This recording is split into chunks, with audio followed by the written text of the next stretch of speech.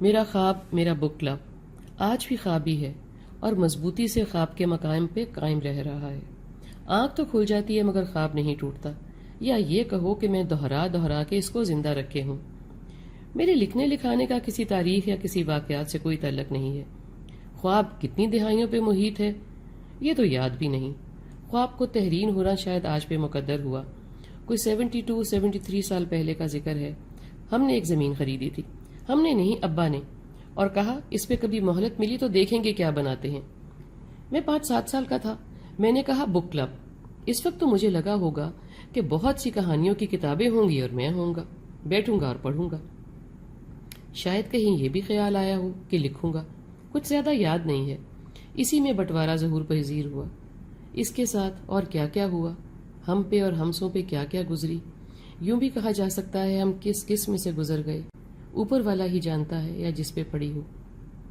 آج اور ابھی تک میں بھرپور زندہ ہوں اور ایسے ہی بس بھرپور گزار کے گزر جاؤں گا انشاءاللہ۔ میں اور میرے خواب جن سوچوں کے مضبوط ستونوں سے بندھے تھے وہی منجمد رہے۔ میں نے ان کو بٹوارے میں بٹنے نہیں دیا، اس مضبوطی سے پکڑے رکھا کہ کیا مجال دھیان ہٹے تو۔ میں نے بک کلب کے جو خواب بننے شروع کیے وہ آج بھی ہمارے معاشرے کا حصہ نہیں ہیں۔ تب تو کوئی پریوں کی کہانی لگتی تھی، اب صرف کہانی لگتی ہے۔ مجھے بچپن میں کتاب سے کوئی خاص لگاؤ نہیں تھا۔ ہمارے گاؤں جیسے شہر میں کوئی کتاب کی دکان نہیں تھی اور گھر میں کوئی پڑھنے کا کسی کو خاص شوق بھی نہیں تھا۔ ہاں، نانا جان کو امی جب بھی ملنے لاہور جاتی تو وہاں سے کچھ رسالے وغیرہ اور بچوں کی کتابیں لے آتی جو وقفے سے ہم کو دی جاتی، اور شاید ان کو کوئی بھی نہ دیکھتا پڑتا، کوئی تصویر دیکھ دو کہ رسالہ یہاں وہاں پڑا رہتا۔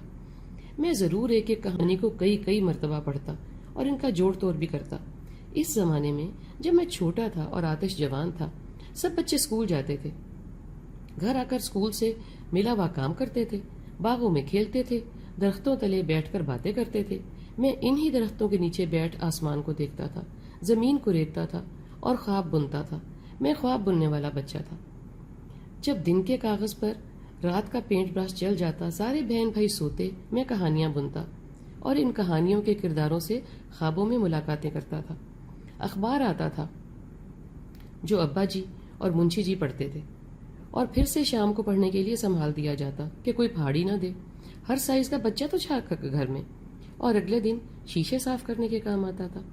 میں خاص دھیان کرتا کہ صبح جلدی تیار ہو جاؤں، اخبار سے کچھ دیکھ لوں۔ زیادہ تو نہیں سمجھ پاتا تھا، اتنا معلوم تھا کہ یہ بھی کوئی پڑھنے دیکھنے کی چیز ہوتی ہے۔ ہاں، کچھ باتیں نئی ضرور لگتی تھیں اور کچھ تصویریں بھی۔ پیارے ملک کے اس کونے میں، ہمارے گاؤں نما شہر میں جس کو ہم جب بھی شہر کہتے تھے، ٹی وی بھی نہیں تھا اور کوئی کمی بھی محسوس نہیں ہو رہی تھی۔ شام کو باہر کھیلتے اور قدرت کو بڑی اسکرین پر دیکھتے تھے، اس کے ہی عادی تھے۔ پڑھائی میں کوئی خاص اچھا نہیں تھا، بلکہ نالائق کہا جا سکتا ہے آسان زبان میں۔ تب بھی کچھ لکھتا تھا اور سب کو سناتا تھا، جو آج بھی ہنسی مذاق کی محفل کا حصہ بنتا ہے جب بہن بھائی اکٹھے ہوتے ہیں تو۔ خیر، بہت سے ادوار اس ننھی جان کے اوپر اور نیچے سے گزر گئے، کچھ یاد رہے، کچھ بھول گئے، اور کچھ میں مچلا بن کے خود کو کہتا ہوں مجھے یاد نہیں ہے۔ اگر میرا چھوٹا سا بنا ہوا خواب میرے ساتھ ساتھ ہی جوان ہوا اور بوڑھا ہو رہا ہے، ہاں، تو مجھے یہ سمجھ تھی، پتہ نہیں کیسے تھی، کہ ہنسنا ہو خود پہ یا کسی اور پہ، خود کے حوالے سے یا کسی اور پہ، لکھنا ہو تو یہ بہترین عمل ہے۔ اگر کوئی ہمراز نہ ہو بھی تو لکھنا پھر بھی چلے گا۔ رونا ہو خود پہ یا کسی گزرے یا آنے والے حالات پہ، یا جو نہ آئے اور نہ ہی آنے والے واقعات پہ، لکھنا بہترین ساتھی ہے۔ خواب ہوں یا کوئی تعبیر ہو جائیں تب بھی لکھنا ہے، خود کو سننے کے لیے، خود کو سنانے کے لیے۔ جس کے پاس بات ہوتی ہے اس کے پاس کان خود ہی آ جاتے ہیں۔ لکھنا نہ کوئی خاص صحت مانگتا ہے، نہ طاقت، نہ کھانا پینا، نہ گانا بجانا، نہ سجنا سجانا۔ لکھنا صرف آپ کا دھیان مانگتا ہے اور اونچی سوچ اور لوگوں کا فائدہ، اور سب سے پہلے خود کا فائدہ۔ کوئی خاص فرق نہیں پڑتا، ہجے ٹھیک نہ ہو تو کسی زبان میں کہو، اور ضرور کہو۔ آپ نہا کے بیٹھے ہوں، رات کے کپڑوں میں بیٹھے ہوں، کوئی اچھا خیال آ جائے، آپ کوئی کھانا پکا رہے ہوں، کھانا کھا رہے ہوں، چمچ چلا رہے ہوں، تو کاپی یا کمپیوٹر پہ کچھ سطور ضرور داغ دیں۔ باغ میں گوڈی کر رہے ہوں، یا سجانے کے لیے پھول توڑنے گئے ہوئے ہوں۔ جیب میں کاغذ پینسل ضرور رکھیں۔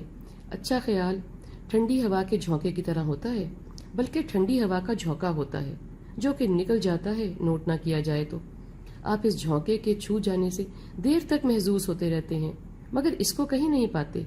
خیال گیا تو گیا۔ میں خود کے کئی جملے بعد میں پڑھ کے سوچتا ہوں، یہ میں نے لکھے ہیں؟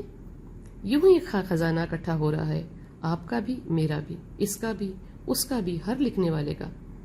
آج پھر دھیان گیا کہ ملک 71 ایئرز کا ہو گیا ہے اور میں 78 کا۔ ملک بن گیا، میرا سوچا ہوا بک کلب بھی بنے گا، میری سوچوں جیسا۔ میں نہیں ہوں گا تو کوئی اور بنائے گا، مقدر ہوگا تو اللہ میرا ہی مقدر کر دے تو۔